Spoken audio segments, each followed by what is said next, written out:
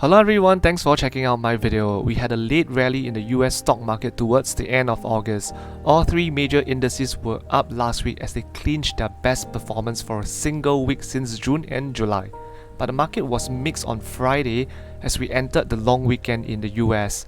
3 out of the Magnificent 7 closed red to start the first trading month of September. And I guess by now you probably would have known that September has been traditionally a bearish month. So does this mean everyone should stay away from the market this month? And for option traders, does it mean we should just buy put options and watch them print money for you? Is it that simple? Well, I wish. Anyway, I will be sharing how we can navigate the month of September in this video, so do stay tuned till the end, alright? So last week we had a few negative economic data, mainly in the labour market, such as a surprise jump in unemployment rate, average hourly wages increased less than expectation, smaller gain in private payrolls, etc. In case you do wonder why negative news can drive a market up, very quickly let's dissect them. Firstly, the National Employment Report showed that the private payrolls in the US increased by 177 jobs in August, which is lower than the estimate of 195,000. Not only that, it was the smallest gain in 5 months. Next, we have the US unemployment rate rose 3.8% versus the 3.5% expected. This is the highest level since February 2022. In addition, the average hourly earnings rose 0.2% for the month and 4.3% from a year ago. Both were slightly below expectations. Finally, the newly released gross domestic product numbers showed that the US economy expanded 2.1% in the second quarter, slower than the estimate of a 2.4% growth. So, what do all these economic data mean? They all point towards one thing, which is a possible sign that the economy is cooling and inflation pressures are easing. This may then fuel speculation or expectation that the Federal Reserve will hold back from future interest rate hikes in their upcoming meetings this year. All in all, I know it may sound weird to some of us that the market is cheering on a weaker economy, but well, I guess that's how the stock market works. Sometimes bad news is good news in the stock market's context. Okay, speaking of the Federal Reserve's meetings, as of the date of recording, the market is expecting the Fed to pause their rate hike campaign in the upcoming FOMC meeting happening on 19 and 20 September. However, according to CME Fed Watch 2 data, market is pricing in a slightly more than 30% probability of a rate hike at the meeting on 31st October and 1st November. Anyway, this is a short trading week as the US stock market will be closed on Monday in view of Labor Day. In addition, earnings season is winding down and the economic calendar looks like this coming week. So, the overall headline risk or potential landmine could be subdued. Therefore, from now till the next big news, investors will probably continue to scrutinize last week's economic data and debate or speculate the future path of Federal Reserve rate hike campaign. Alright, let's now move over to the technical analysis segment. In case you are new, I always start things off with SPY because it sort of represents the overall market trend. Anyway, SPY is looking bullish now. In my previous video, I shared that if SPY starts to close above 440 and the 50 moving average, it is bullish, and SPY had done that. Therefore, I wouldn't be bearish at the moment until there are signs of reversal. Meanwhile, the next target for the bulls would be what I have also shared previously, and that is the gap between 453 to 455. From the top end of the gap, which is 455, to the top end of the uptrend channel, which is around 463, I would say this is the most important zone or area from now till the end of the year. This area will serve as a huge resistance to prevent SPY from going to all-time high. In the middle of the range lies the recent high of 459, which is also a level of resistance.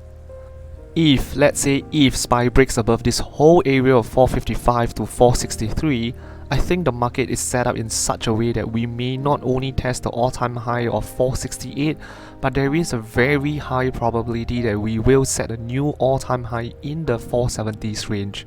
The reason is quite simple.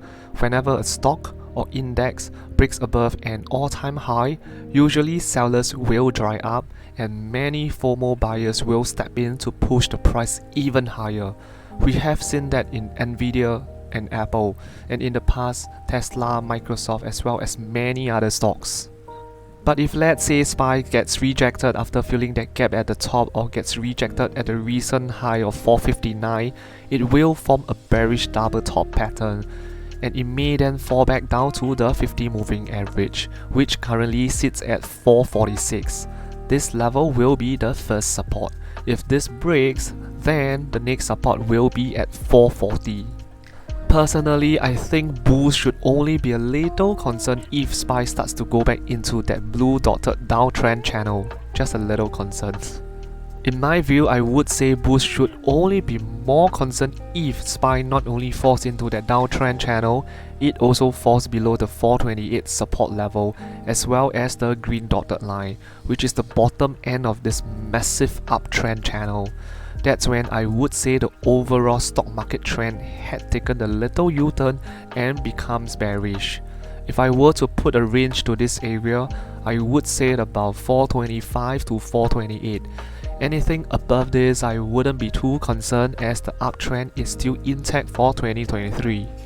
Moving over to Apple. For Apple, well, fellow viewers, please check out my previous video where I shared that Apple had a chance of testing 181 last week, and if Apple punches through this level, it gives us a decent probability to hit 185 to 186. Look at where Apple is now, it's sitting at 189. Please help to tap the like button if this has benefited you. But okay, to be honest with everyone, I did share that it will be quite tough for Apple to fill or break above the gap between 187 to 190 in the previous week. Well, Apple almost did it. We are now left with a very tiny gap and the range is 189.9 to 190.4. So Apple is almost there in terms of completing this uphill task. For this week, I think we can expect Apple to fill this gap with a prerequisite that 188 support level must hold. If Apple starts closing below it, then the chance of filling the tiny gap is naturally lower. Speaking of this 188 level, it is actually a critical support level. Therefore, the longer Apple stays above it, the higher chance for us to go back to this consolidation area of around 192 to 195. On the other hand, if let's say I am wrong and Apple has hit a short-term high and decides to fall from this point, as mentioned, 188 level must hold. If it breaks, then watch for 186 and 185, where the 50 moving average and the next Fibonacci support level are respectively. But as you can see from the screen, there are multiple support levels even below 185 level ever since Apple staged a recovery from its post-earnings rot. So it's tough for bears to take over control in my opinion. However, if for certain reasons Apple starts to breach some of these support levels, I think I will be looking at selling cash secure puts, which is a bullish move that bank on the probability that Apple will bounce back up. Let's now move over to Tesla. Tesla is looking interesting to me and may look tricky to many traders. Firstly, it broke out of this purple dotted downtrend channel decisively with the huge green candlestick and further put two green candles above the resistance level of 255. That's very bullish.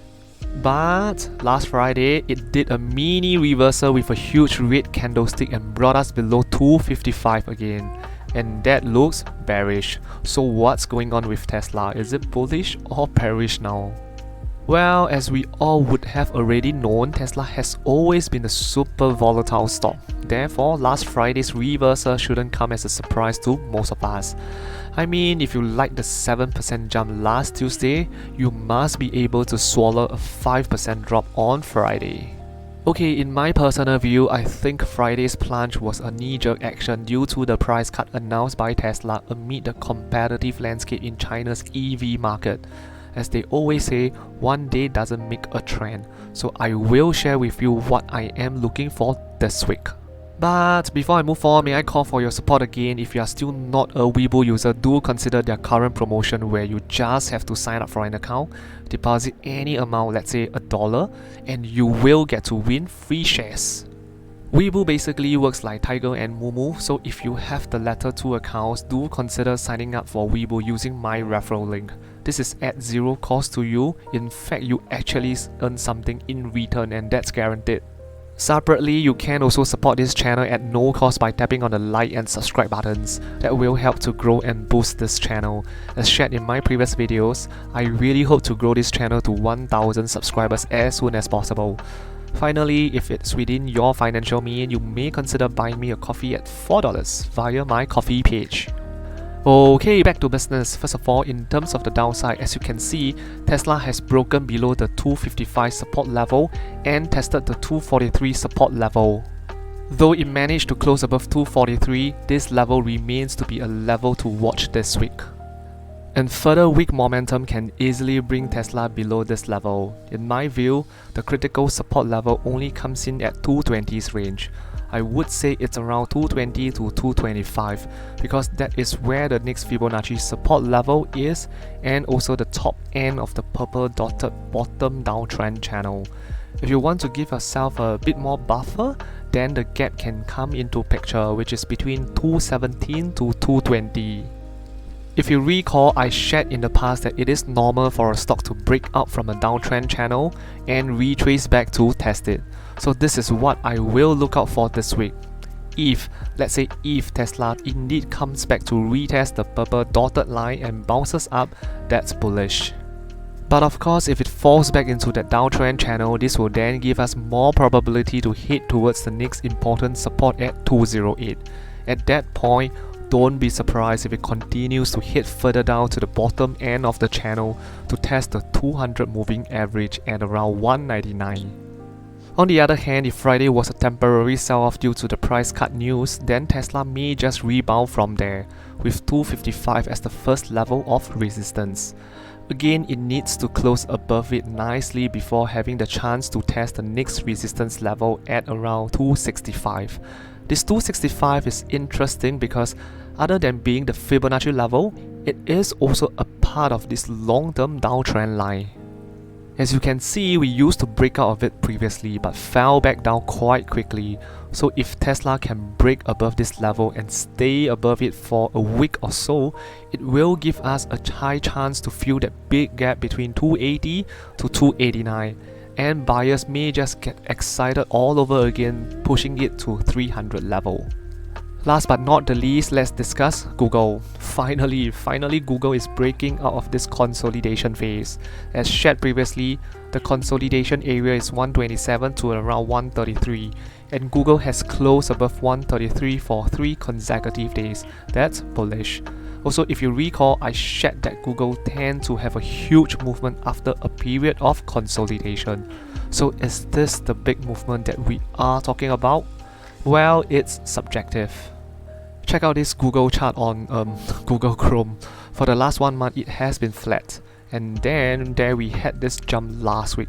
So it's up to you to interpret whether this 4.45% considered a big movement in Google's context. Nevertheless, if the so-called big movement hasn't ended and Google wants to continue to fly, the next target will definitely be this gap that we have been talking about for a long time, between 139 to 140. That will be the next level of resistance, followed by 145. So yep, in my view, Google is bullish until it shows otherwise. So what's the otherwise scenario? That scenario is if Google breaks below 127. Meaning to say, even if Google comes back down to the 127 to 133 consolidation range this week, I think it's still bullish, because market makers can bring it down a little bit, cool off the indicators, and then bring it higher. So bears should only be excited if Google closes below 127.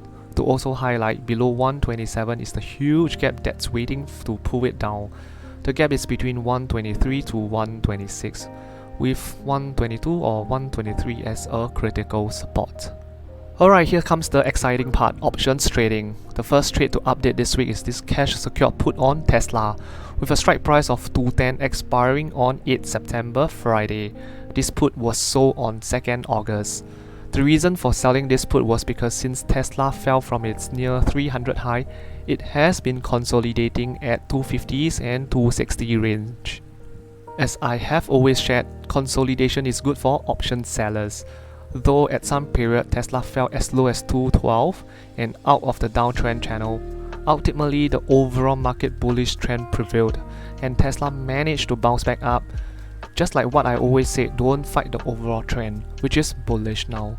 Anyway, at this rate, it is likely that the contract will expire worthless and I will get to keep the full premium. The next trade to cover is this new trade that I have opened last week on 30th August, which is a cash secured put on Tesla, with a strike price of 210 again, expiring 6 October. The reasons for this slight bullish trade are very simple and can be summarized in 3 points. Firstly, Tesla had a bullish abandoned baby pattern and broke back into the downtrend channel. And more importantly, the bullish momentum brought Tesla above the downtrend channel. That's bullish. I covered all this in my last video, so do stay subscribed to my channel if you want to stay updated on my technical analysis.